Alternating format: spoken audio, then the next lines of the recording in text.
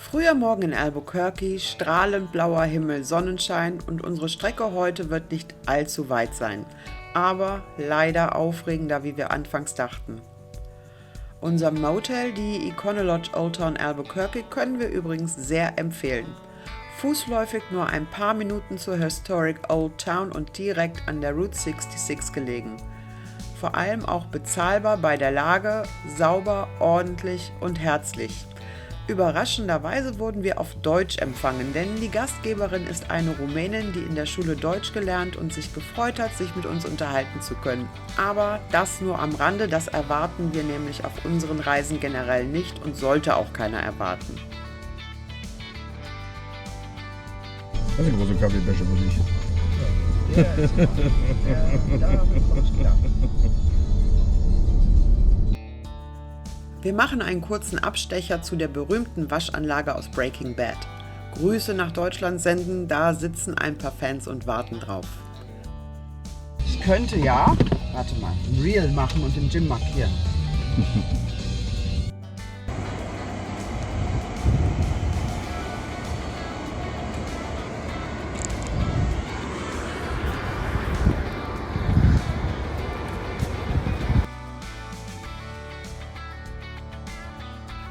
Und dann geht es auf Etappe 12. Geplante 190 Meilen, es werden aber weniger. Wir verzichten auf einen allzu großen Umweg über die ganz alte Streckenführung von vor 1937. Wir nehmen die Interstate, die parallel zur Route 66 verläuft, auch aus Sicherheitsgründen, denn manchmal hört die historische Straße einfach auf, Dead End, und dann heißt es wieder zurück. Umwege hatten wir gestern wahrlich genug.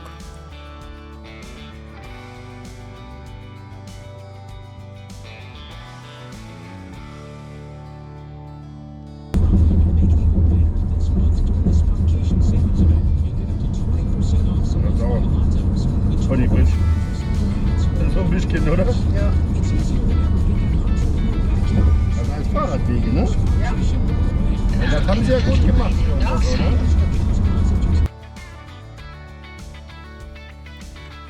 Wir freuen uns auf Gallup, unserem heutigen Ziel. Gestern haben wir auf dem Campingplatz die Tourismusmanagerin von Gallup kennengelernt.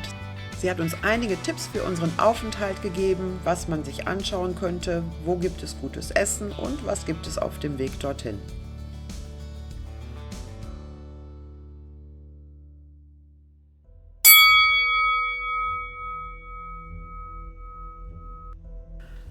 Bei Mesita soll es dann aber endgültig wieder auf die Mother Road gehen, aber es soll anders kommen.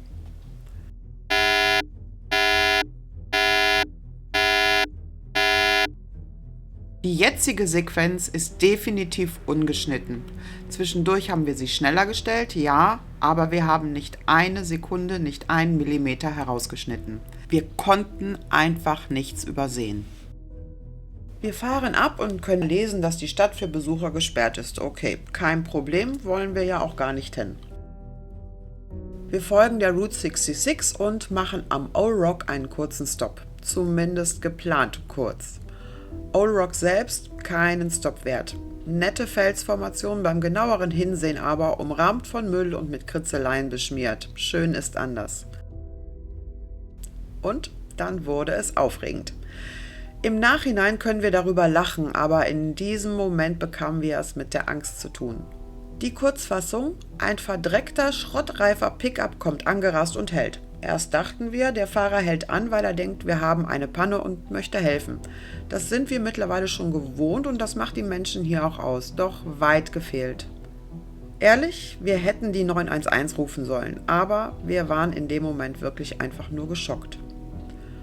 Aus dem Auto springt nämlich ein Typ mit langen wehenden Haaren und schreit uns an, wir dürfen nicht in seine Stadt, ob wir nicht lesen können, überall stünden Schilder. Ich bin nicht auf den Mund gefallen, meinte nur, doch, lesen können wir, aber diese Schilder stehen am Ortseingang und die Stadt wollen wir gar nicht sehen. Interessiert uns nicht. Wir bereisen die Route 66 und das war's. Mich als Frau ignorierte er erstmal und schnauzte Tommy an. Doch der reagierte erstmal nicht, der spricht halt nicht fließend Englisch. Also musste dieser Winnetou of Ecstasy mit mir Vorlieb nehmen. Das ist alles Privatgelände und die Straße gehört mir auch. Wenn ihr weiterfahrt, lasse ich euch von der Homeland Security festnehmen, schnauzte er mich an. Ach, interessant. Ich dachte, die Straße gehört allen Menschen. Ist doch staatlich, war meine Antwort. Gefiel ihm aber nicht meine Gegenwehr. Er geht zurück an sein Auto. An eine Waffe wollte ich in dem Moment lieber nicht denken. Aber man muss auf alles gefasst sein. Er kommt zurück und meinte, ich gebe euch die Erlaubnis, auf meiner Straße zu fahren. Ihr bekommt diese Karte, dann seid ihr sicher. Und ihr gebt mir $150, sprach's und hält mir einen zerknitterten Zettel mit irgendetwas Handgeschriebenen hin. Ich reagierte erstmal nicht. Dein Mann muss alle Bilder löschen, das Schild gehört mir auch, sonst nehme ich die Kamera mit. Aber ihr könnt die Erlaubnis kaufen, dann ist alles in Ordnung, versuchte erst nochmal. Ich lachte und übersetzte erstmal, was der Typ von uns wollte. Tommy löschte die Bilder, der Typ schaute ziemlich verwirrt und bedankte sich dann auf einmal sehr höflich auf Deutsch. Und wollte uns noch einmal seine Erlaubnis geben, wie gesagt, für $150. Nein, danke, entgegnete ich genauso höflich wie er. Wir fahren dann doch lieber die Interstate, so schön ist die Straße sicher auch nicht. Hat er wohl nicht mit gerechnet oder versteht keine Ironie oder beides. Wir sind zurück in unser Auto und ließen diesen Vollhonk verdattert zurück. Von dieser Art von Einschüchterung haben wir in diesem Gebiet mehrfach gelesen, aber nicht am frühen Tag. Also Leute, wer jemals die Route 66 befährt, auch wenn hinter dem Old Rock ein schönes Stück der Mother Road bis nach Grants führen soll, fahrt niemals bei Mesita ab. Nehmt die Interstate, so eine Begegnung braucht wirklich niemand. Ja, uns sind immer wieder diverse Meinungen zu Natives begegnet, vor allem weniger gute. Wir haben uns aus dieser Diskussion immer herausgehalten. Wir sind tolerant und respektvoll anderen Kulturen gegenüber. Nach der Begegnung aber müssen wir sagen, wir sind Natives gegenüber mittlerweile sehr, sehr misstrauisch. Aber wir haben auch andere Erfahrungen mit Natives gemacht. Nett, zuvorkommend, neugierig auf uns. An diese erinnern wir uns gerne zurück. Es sind nicht alle gleich, aber ein schlechtes Korn kann eben die ganze Ernte verderben. Aber genug jetzt davon. Uns hat der Typ mächtig den Tag versaut. Wir fahren weiter Richtung Gallup, auf das wir uns sehr gefreut hatten. Vor allem auf unsere Unterkunft. Dazu gleich mehr. Walmart hier.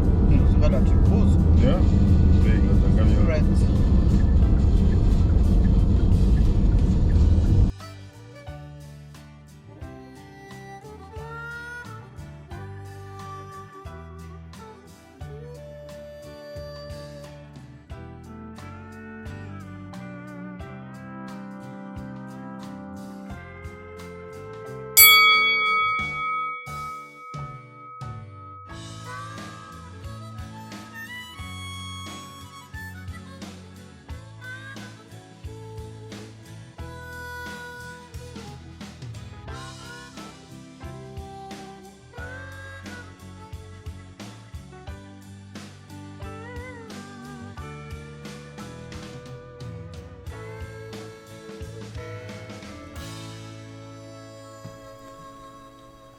Wir fahren durch Grants. Hier soll es gerade am Abend viele bunte Neonschilder geben. Das können wir uns so bei Tag nicht wirklich vorstellen. Auch sonst macht Grants auf uns einen eher sehr verlassenen Eindruck. Aber am großen Fotobogen, da halten wir natürlich. Here, I want more out of life. The longer we stay here, our roots get stuck in the mud. Let's pack up a life, baby, and call it a night. 'Cause the longer we stay here, the harder the fight. I said, hey, yeah, yeah, yeah, call it a start by leaving behind what's breaking our hearts. I said, hey, yeah, yeah, yeah, follow the spark, ain't nothing but a one way.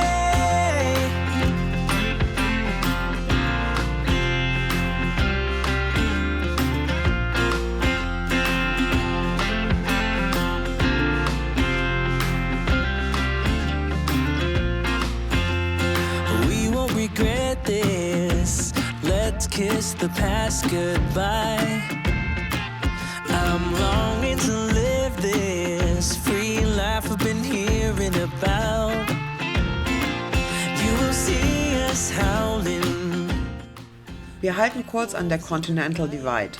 Ab hier heißt es, wenn man davor steht, rechts runter, fließt alles Gewässer in den Atlantik, links in den Pazifik. Hier soll es sogar 2 Toiletten nebeneinander geben für das besondere Continental Divide Erlebnis, aber alles betrieben von Natives. Toilettenbenutzung $5. Unser Bedarf an schlechten Eindrücken ist für den Rest der Reise gedeckt. Um dem aus dem Weg zu gehen, verzichten wir lieber auf einen Besuch in diesen Geschäften und fahren weiter.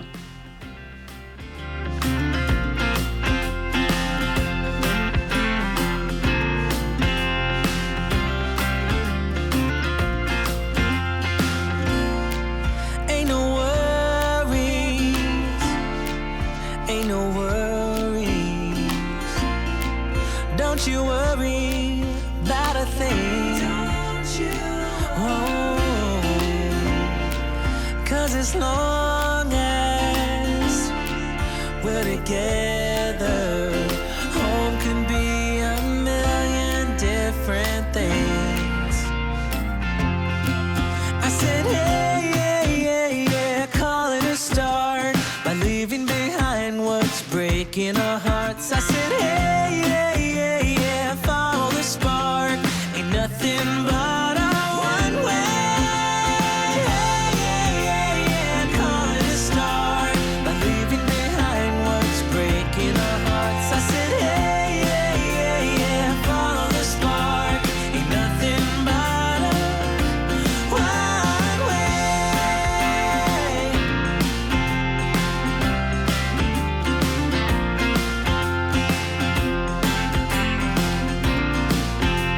Ain't nothing but a one way.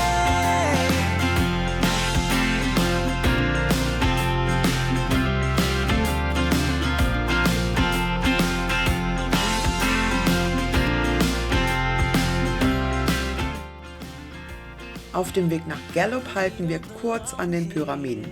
Wunderschöne rote Felsen, hier könnte man wandern, aber nicht vergleichbar mit den hiesigen Verhältnissen. Mittlerweile haben wir Mittagszeit, die Sonne brennt und Schatten wäre dort auch kaum. Uns ist das zu gefährlich. Ein paar Fotos und dann das letzte Stück Richtung Gallup.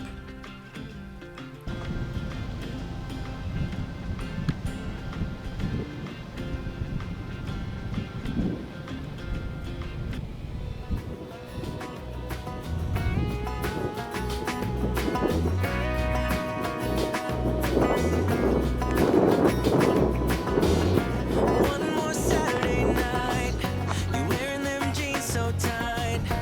I'll keep waiting for the perfect moment when you're dancing like that with that shirt and that hat. God, I'll need just one more drink to calm down. Ooh, you know I need you. What can I do to reach you?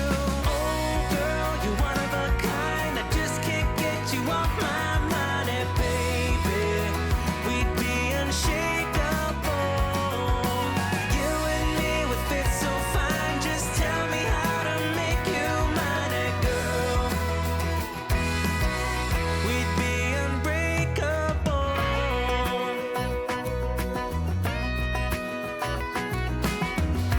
We could leave this place, stay in bed for days.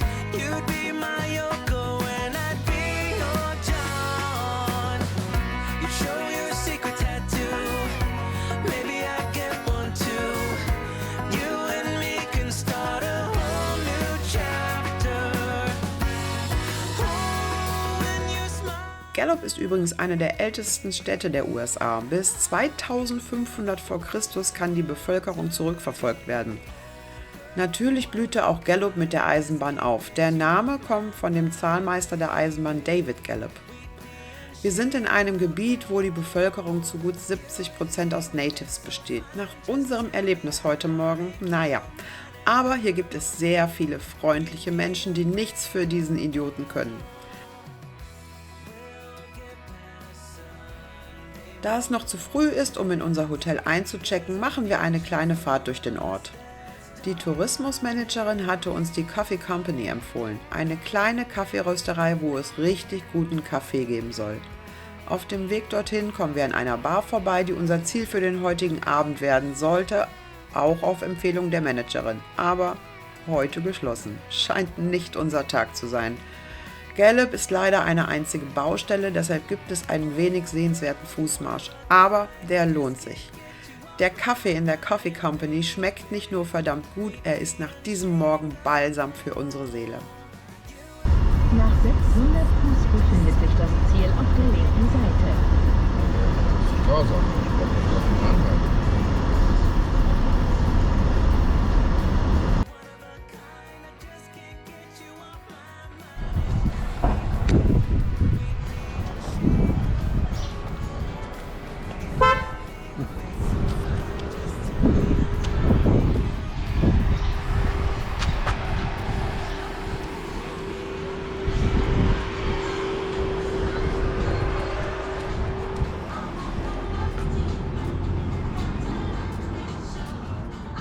Geschlossen.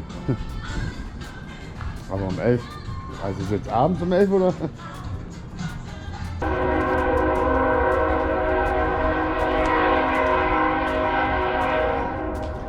Eieiei.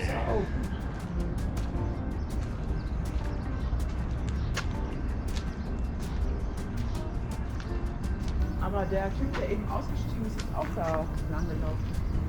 Der Open kommt da auch irgendwie. Wir gucken mal. Ha? Was haben wir noch in Gallup alles anzugucken eigentlich? Schatz, guck mal auf die Liste.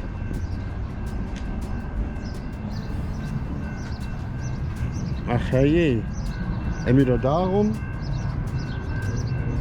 Das ist glaube ich etwas kürzer. Wo? Da unten, ne? Ja. Ne?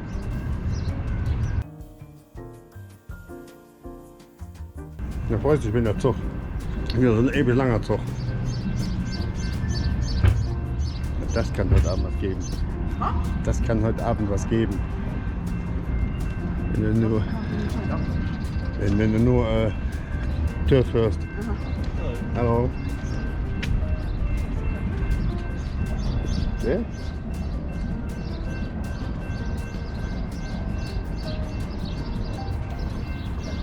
Hier wir da vorne auf die Bank sitzen. Ja, ja.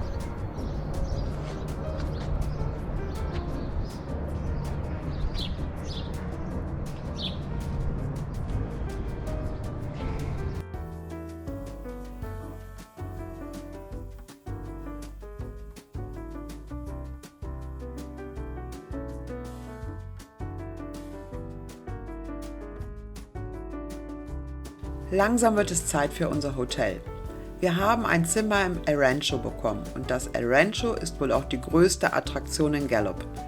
Wir checken ein und genießen erst einmal ein überraschend preisgünstiges, sehr ausreichendes und sehr, sehr leckeres Mittagessen im hoteleigenen Restaurant.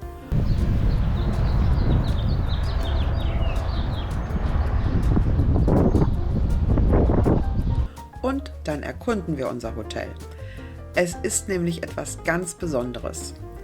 Es wurde im Januar 1988 ins National Register of Historic Places aufgenommen und steht unter Denkmalschutz. Eröffnet wurde das El Rancho 1936 und beherbergte zahlreiche Filmstars. Hier in der Gegend wurden nämlich bis etwa Mitte der 1960er Jahre zahlreiche Western gedreht.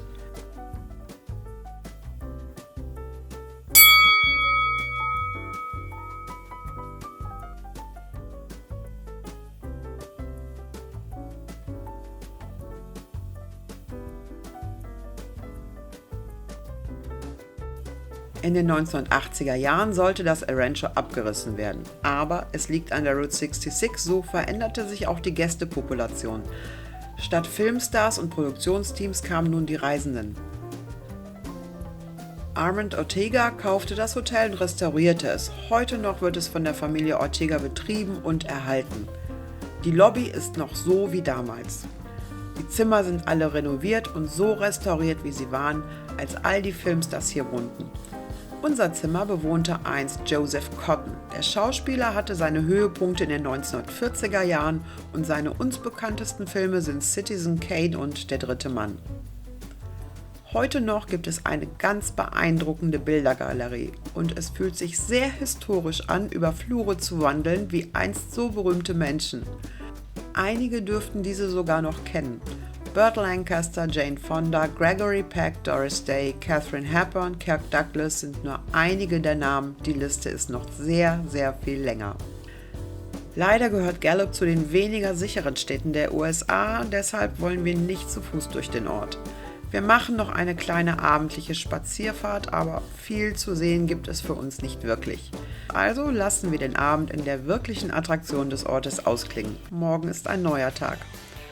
Wir werden die Route 66 verlassen. Wenn wir schon mal in der Nähe sind, werden wir einen Abstecher machen. Morgen geht es über das Four Corners Monument ins Monument Valley, wo wir eine Nacht bleiben werden. Nach dem Idioten heute Morgen sind wir noch etwas skeptisch und hätten fast den Abstecher abgesagt. Da ist nämlich auch Indianergebiet und wir sind etwas misstrauisch, was uns dort erwarten wird, vor allem wer. Aber gut, dass wir es gewagt haben. Es liegen also 2 aufregende Tage vor uns, aber im positiven Sinne. Wir bereuen es nämlich gar nicht.